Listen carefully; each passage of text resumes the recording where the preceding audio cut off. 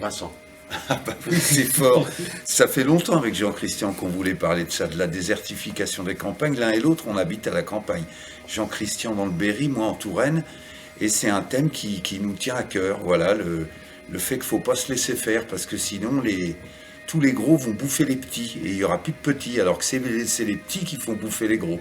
Voilà, on veut défendre ça, nous.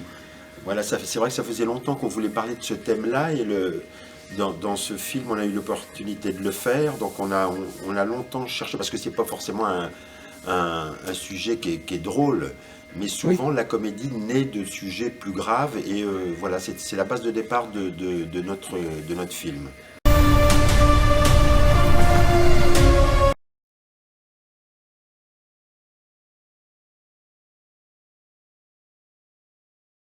Oui, voilà. Alors en fait, les Bodins, au vu de la future implantation de cette usine, vont essayer de lutter contre. Et la signature de cette usine doit se faire au Salon de l'Agriculture. Donc ils décident de partir au Salon de l'Agriculture pour présenter leur fromage, mais surtout pour contrecarrer la signature de l'implantation de cette usine. Voilà, ils vont essayer de s'interposer dans tout ça. Et puis ils sont embringués dans une troisième mi-temps un peu arrosée au Salon de l'Agriculture, comme ça se fait encore. Et suite à cette troisième mi-temps arrosée, blackout total, ils se retrouvent au Maroc. Ils ne savent pas ni comment, ni pourquoi ils sont arrivés là-bas. On ne peut pas le dévoiler parce qu'on va l'apprendre au fur et à mesure du film. C'est un peu un very bad trip, mais à la Bodins, quoi. Voilà, ils se retrouvent là-bas sans savoir ni pourquoi ni comment.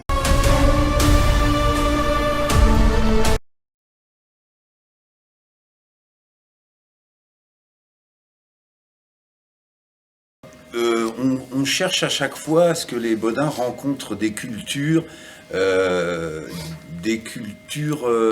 qui sont enracinées dans leur tradition. Au Maroc, c'est le cas. Donc c'est toujours intéressant de faire rencontrer des gens de cultures différentes. Et puis finalement, on s'aperçoit que l'être humain, quand il est réellement humain, il devient universel. Donc voilà, c'est pour ça. Et puis le Maroc, c'est aussi une évasion d'où on peut revenir sans prendre l'avion. Et dans le film, le retour du Maroc, c'est un road movie en fait, dans une vieille 504 familiale, qui est un peu comme Maria Bodin. Elle consomme beaucoup et elle a quelques fuites. Voilà. Et elle démarre au quart de tour. Ah ouais, comme Maria Bodin, voilà, pareil. c'est ça.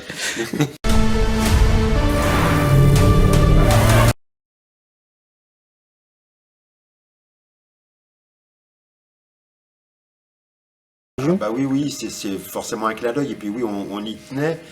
Donc effectivement, le village des Bodins s'appelle Pouziou-les-Trois-Galoches. Donc c'est un village imaginaire, mais on l'a situé, en l'occurrence en Touraine, à Preuilly-sur-Claise, qui s'est transformé en Pouziou-les-Trois-Galoches le temps du tournage.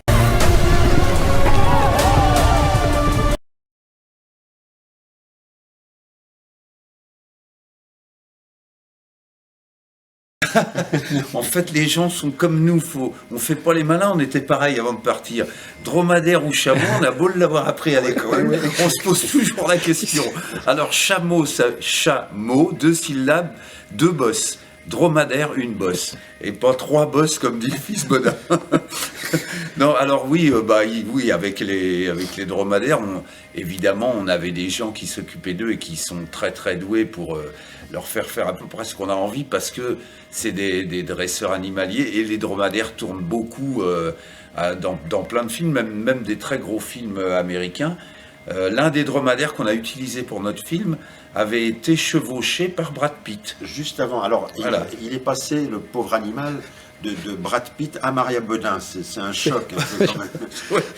Et alors, moi, pour parler d'une anecdote avec un dromadaire, le premier jour de tournage, en fait, j'ai passé la matinée à me faire lécher le visage par un dromadaire. On m'a enduit d'eau sucrée, et voilà, j'en menais pas large au départ, puis finalement, je me suis aperçu qu'il embrassait bien sur la bouche.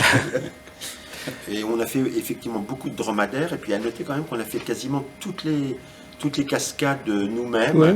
sauf vraiment quand les dromadaires partaient au grand galop effréné, donc là, voilà. Mais on a fait beaucoup de dromadaires, c'est haut un dromadaire, hein. Oui. C'est plus haut qu'un cheval, hein.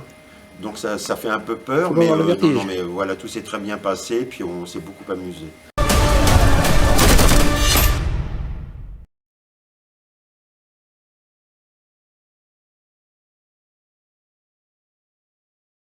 C'est le meilleur film de la décennie, de loin.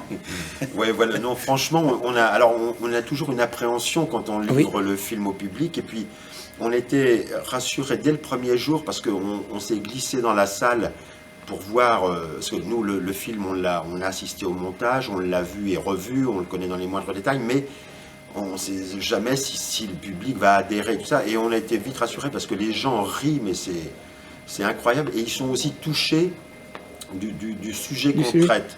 On fait plein de débats après les films et ils nous en parlent souvent et nous ça nous touche parce que c'était notre but voilà, et arriver à traiter le sujet par la comédie, et ben c'est bien, et espérons que ça portera ses fruits et puis que voilà, quelquefois on fait des choses comme ça qui peuvent faire réfléchir, donc bon, c'est surtout fait pour rigoler, mais si ça peut faire réfléchir aussi, pourquoi pas.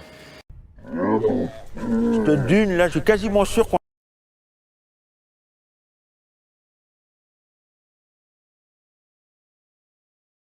Non, nous on a de la chance, ça fait 30 ans en 2025 que les Bodins existent et on a fidélisé un public.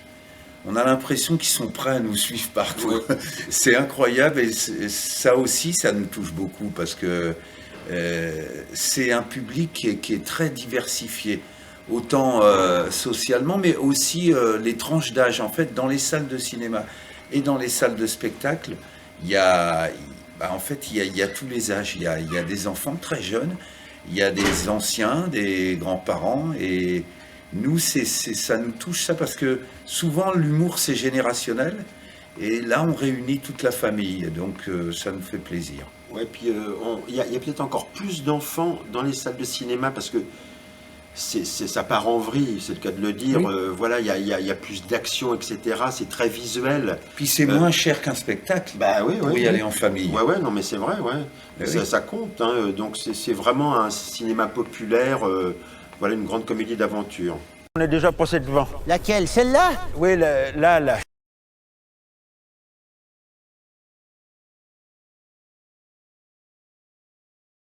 L'année 2025 va être très chargée puisque c'est, comme le disait Vincent, Trop chargé. On va finir ils vont nous mettre à l'EHPAD le 31 décembre 2025. C'est ça, ouais. Et en fait, c'est l'année des 30 ans du duo. Et à cette occasion, le 17 février prochain, on a tourné une émission dédiée aux Bodins, un gros prime pour M6 qui va passer le 17 février prochain. Qu'on a tourné en partie aux Folies Bergères, parce que Maria Bodin, pour les 30 ans de carrière, rêvait de fouler la scène des Folies Bergères. Donc ça va être très spectaculaire. Alors il y a plein de sketchs nouveaux, plein d'artistes invités qui viennent faire la fête aux Bodins, donc ça va être une belle émission. Et ensuite, on reprend l'été prochain, en juillet, notre spectacle de plein air dans notre région, à Descartes. Tous les mois de juillet sont consacrés à ça. On joue nos Bodins grandeur nature et on fêtera les 30 ans du duo, mais aussi les 20 ans du spectacle de plein air, quand c'est un autre anniversaire. C'est bien, Christian, tu suis Non, mais je suis chapeau. Oui, parce que... Chapeau, garde le cap. Garde le cap. Et, pour finir en beauté l'année, de septembre à décembre, on repart en tournée avec notre spectacle qu'on a joué déjà pendant 8 ans dans les Zéniths, qui a accueilli déjà plus de 2 millions de spectateurs, on a fait exactement 512 Zéniths. Les gens n'en avaient pas assez, on remet une dernière salle de représentation en tournée, et voilà, on finit l'année comme ça, avec une 50aine de représentations dans les Zéniths. Je sais pas comment tu peux en être si sûr que ça, y a rien qui ressemble plus.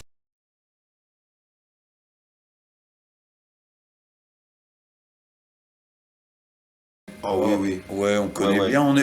C'est pas si loin en fait. Nous, Jean-Christian et Duberry, moi je suis de la Touraine, je viens régulièrement à La Rochelle. Parce que j'aime bien cette ville, et puis on n'est pas si loin, le Marais Poitevin, tout ça nous parle. Et puis on avait joué au Vent d'Espace il y a quelques années de ça, le duo. À une dune qu'une autre dune, hein.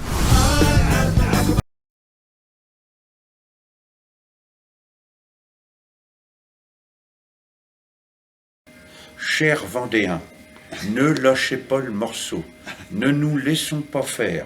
Il vaut mieux relever ses manches que baisser son froc. Ne l'oubliez jamais. Dans l'histoire, vous avez su le prouver. Continuez ainsi.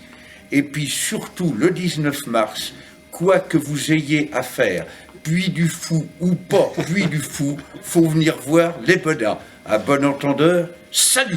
Non, mais Voilà. oui, ouais, que rajouter à ça? Mais c'est une région qu'on adore parce qu'elle elle a du caractère, quoi. Il y a la Vendée, les Bretons, les Basques, tout ça. C'est une région de terroir qui a une vraie identité, qui a eu un passé avec les guerres de Vendée compliqué, mais ouais, c'est une belle région, on adore.